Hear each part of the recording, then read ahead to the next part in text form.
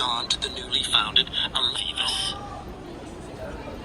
Ferdinand Porsche wasn't interested in working in the family tinsmith's workshop. Instead, even as a youngster, he was fascinated by electricity. He even secretly conducted experiments in his parents' house.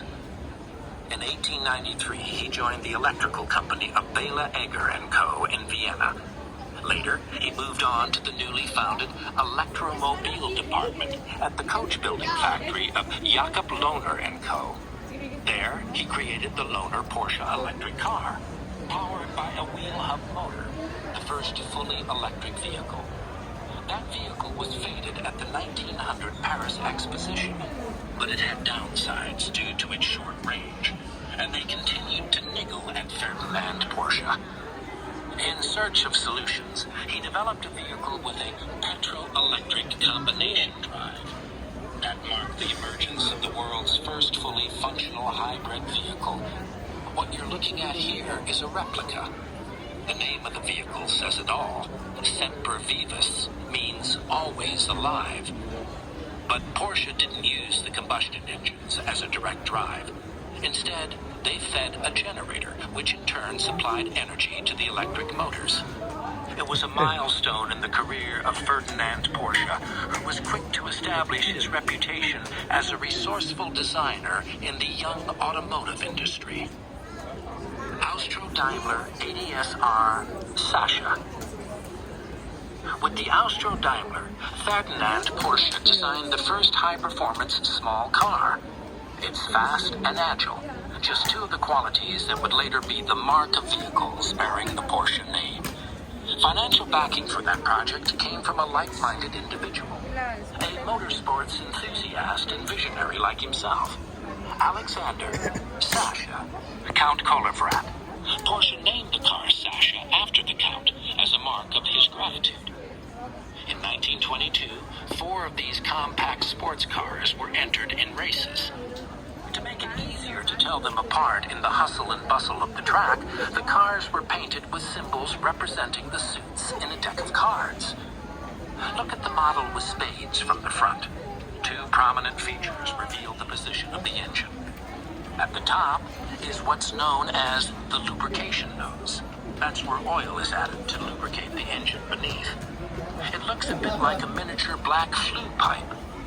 The crank at the base of the front section was turned to start the engine. Incidentally, the passenger seat next to the spare wheel was reserved for a mechanic. In 52 races, with 43 wins, he was always on board.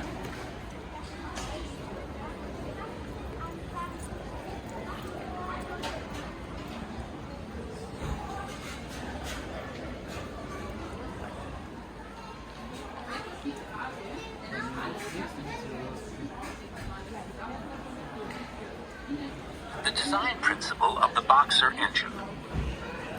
In the late 19th century, 1896 to be precise, Karl Benz invented the Boxer engine. The most impressive feature of this air-cooled internal combustion engine was its flat, lightweight design, which meant it could achieve high engine speeds without much wear and tear. That made it an ideal engine for sports cars. Moreover, the setting of the cylinders meant a low engine design was possible. The cylinders are at the same stroke rate and lie flat on either side of the crankshaft in a plane slightly offset from one another. That makes for better vehicle handling due to a lower center of gravity. The design principle of daring move at the height of a global economic crisis. Ferdinand Porsche was 55 years old when he decided to take the bold step of setting up his own business. He was convinced that his venture would turn out to be a success. In just a few years, he'd achieved such progress at previous firms that they were still reaping the benefits of his achievements for up to a decade later. In 1931, he applied for Dr. Eng, HCF Porsche GmbH, to be entered into Stuttgart's commercial register as an independent design office. Those were uncertain times in 1931, with the Great Depression at its height, but Ferdinand Porsche trusted in his designs, which covered a broad spectrum. They ranged from vehicles to detailed engineering solutions. Companies from the automotive industry were among his potential clients.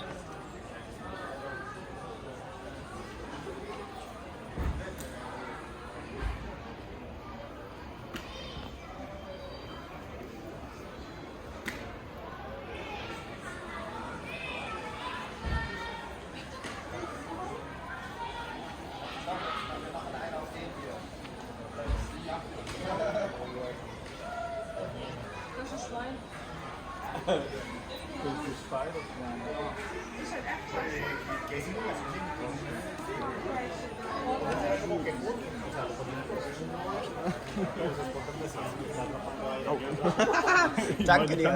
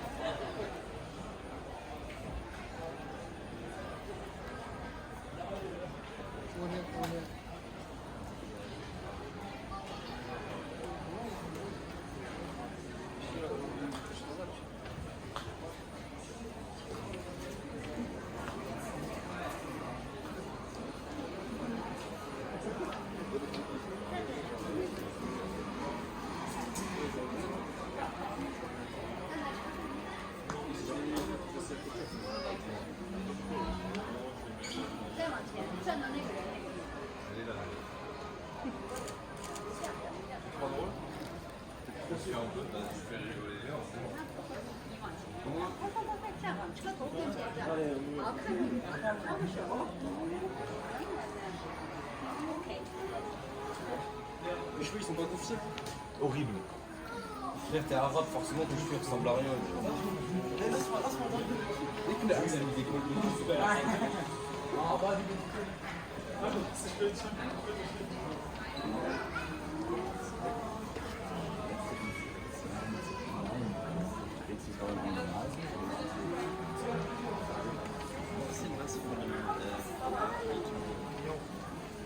Also das ist ein mit 9. Ja, aber ich Moritz war nicht mehr bekannt.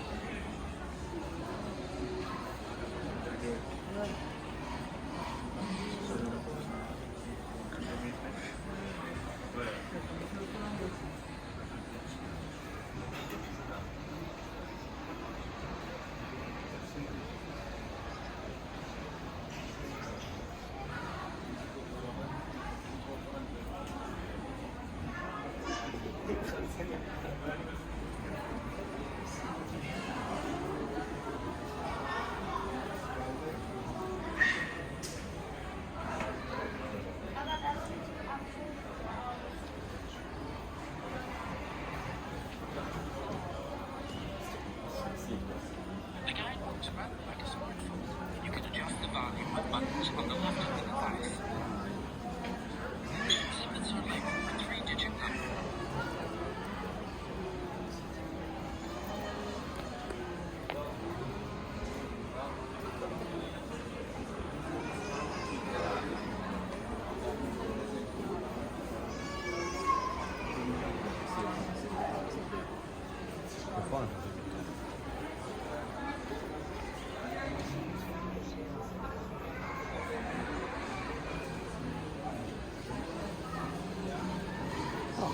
Shit.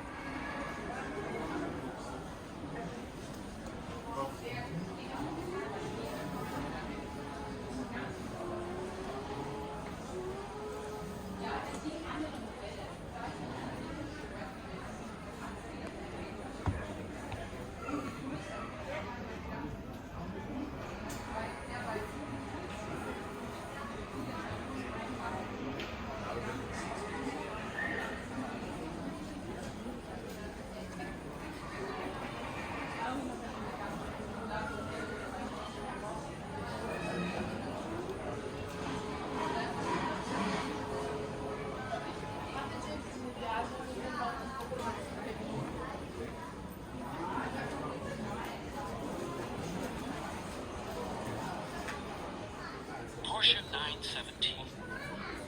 What the 911 is on the road, the 917 is on the racetrack. A combination of numbers that's achieved legendary status. You could include the 912 in that too, because that was the name of the V12 engine project developed especially for the 917. After the FIA changed the rules in 1968, Porsche had to reckon with rival vehicles featuring higher displacement. The specification book was clear. The Porsche race car had to be fast and light to have any chance of an overall win at Le Mans. The development of the Porsche 917 was financially risky and subject to extreme pressure. Leading the project, Ferdinand Piëch even described it as the greatest risk of his life. But let me put you out of your misery. It paid off, and the car became a success. But before the 917 was let loose on the racetrack, Porsche had to build 25 units for the road, as per the regulations. The car on display here was the first of those, hence the chassis number 001. It's used exclusively in Porsche publicity, and its look has been changed several times for marketing purposes or when it's shown at trade fairs. For many years, it was on display as a short-tail version of the car that won at Le Mans in 1970, and in the same red and white livery. To mark the 50th anniversary of the 917 model, the Porsche Museum have restored it to its original condition, using state-of-the-art 3D technology.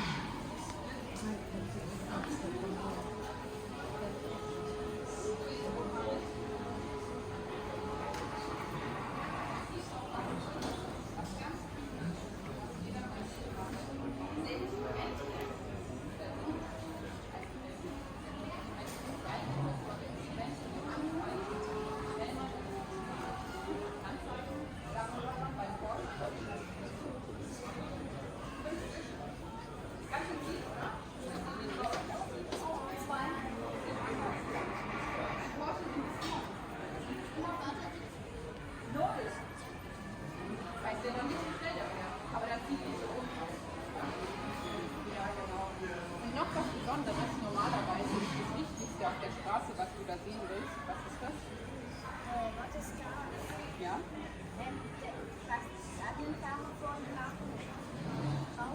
Das machst du, wenn du aus der Scheibe guckst, aber was ist das Wichtigste auf diesem Instrument? Auf das Grundinstrument? Genau. Der Tank ist auch sehr wichtig. Ja, das darf man nie überschätzen.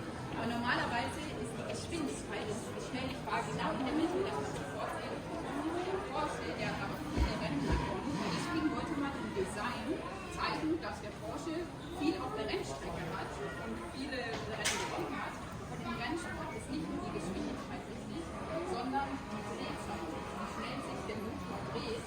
Und damit weiß man, okay, in der Kurve braucht ein bisschen eine andere Drehzahl.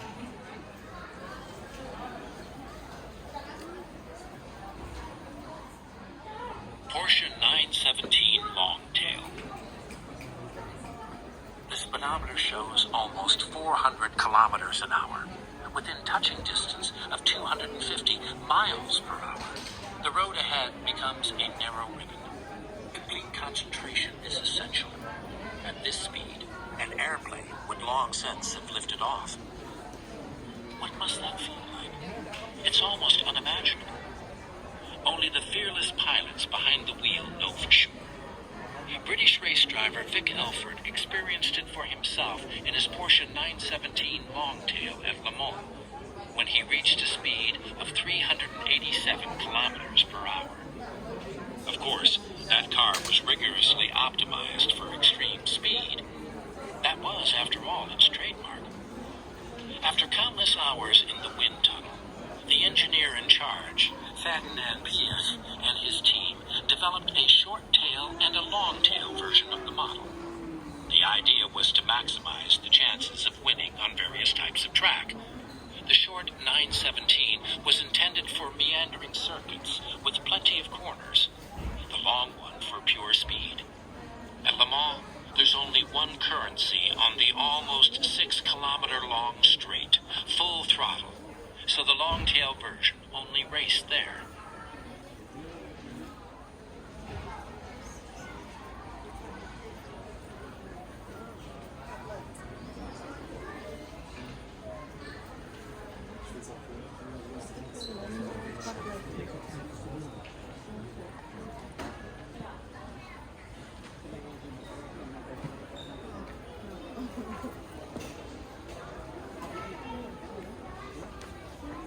Porsche 917-30 Spider.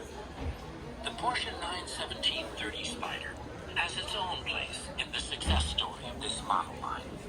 In the Canadian-American sports car racing series, the Can-Am, Porsche was the only manufacturer to risk deploying the new turbo technology, initially with the 917-10 and a naturally aspirated 12-cylinder engine, then with the turbo in the 917-30. In the second evolution, the exhaust gas charging pressure produced up to 1,100 horsepower. Lap times dropped like a stone whenever the vehicle was deployed on the North American racetracks. Only a change in the rules put a stop to the winning streak. The Zuffenhausen team had pulled too far ahead of their North American rivals, seeing that all 8 races in the 1973 season were won by Porsche drivers. U.S. driver Mark Donohue won the last 6 in sequence with the 917-30 and secured the championship title ahead of 3 fellow Porsche drivers. So Porsche had achieved its mission. The purpose of competing in the Can-Am series was to draw the public's attention to the overall capabilities of sports cars made in Germany. The re-engineered sister car of the 917 Spider, on display here, even set a world speed record, an average of 355.848 kilometers per hour on the Talladega Superspeedway in the U.S. state of Alabama. At the steering wheel of the record-breaking car was the champion Mark Donohue yet again. As far as he was concerned, a race car can never have enough power.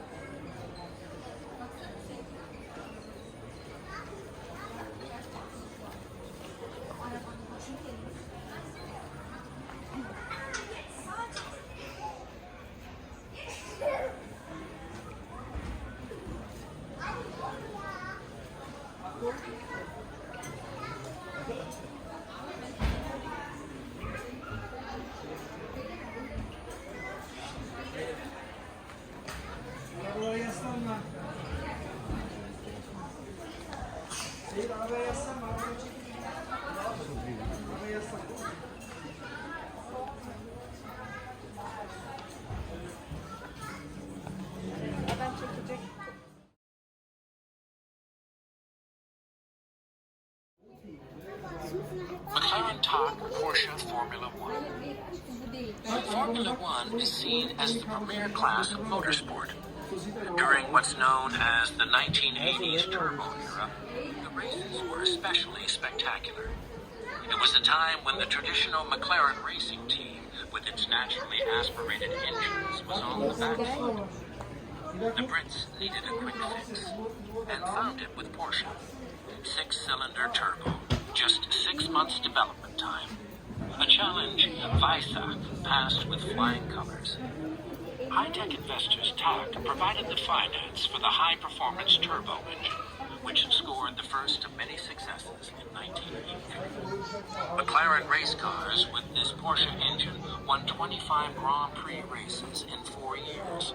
Niki Lauda secured the Formula One World Drivers' Championship, followed by Alain Prost twice. Add that to the 2 Constructors' Championships that also went to McLaren. In 1987, the final season of McLaren-Porsche cooperation, the twin-turbo engine even broke through the magic 1,000 horsepower barrier during qualifying practice. In race trim, the unit, developed by Porsche engineer Hans Metzger, excelled thanks to its high fuel efficiency, performance, and drivability. Lists of winners occasionally mention TAC as the manufacturer, but if you look at the 1.5-liter engine, the words "made by Porsche" leave no doubt as to its true origins.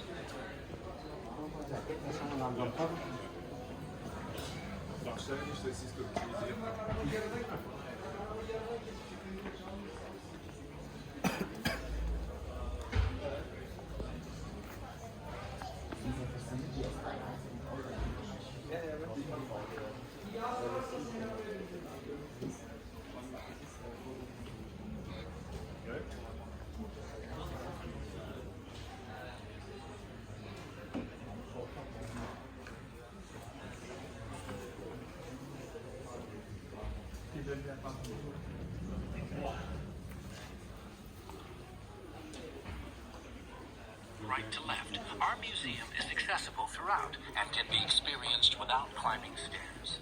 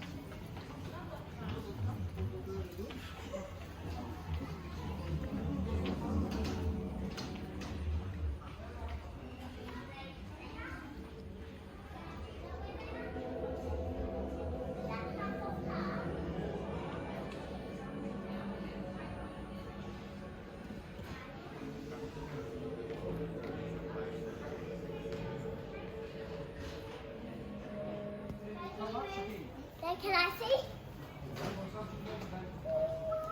That's got a bit of electric in here. What is that? Let's see how quickly you do it. That takes the sounds doing it.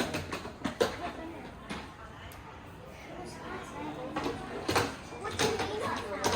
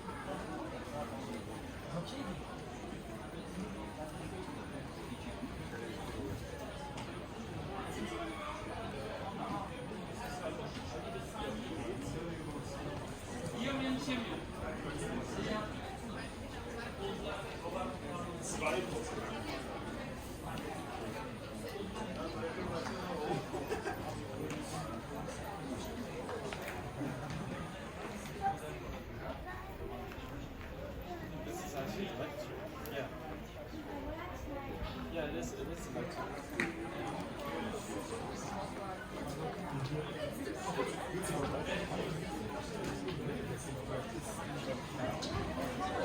Logo!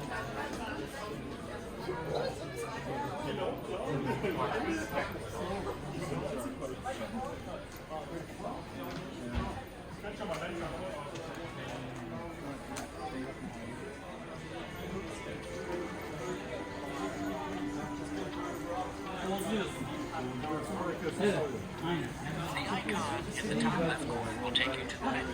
Among other things, you can change the language of your multimedia guide there by accessing the menu item's language selection. There's also the option of switching to our children's tour.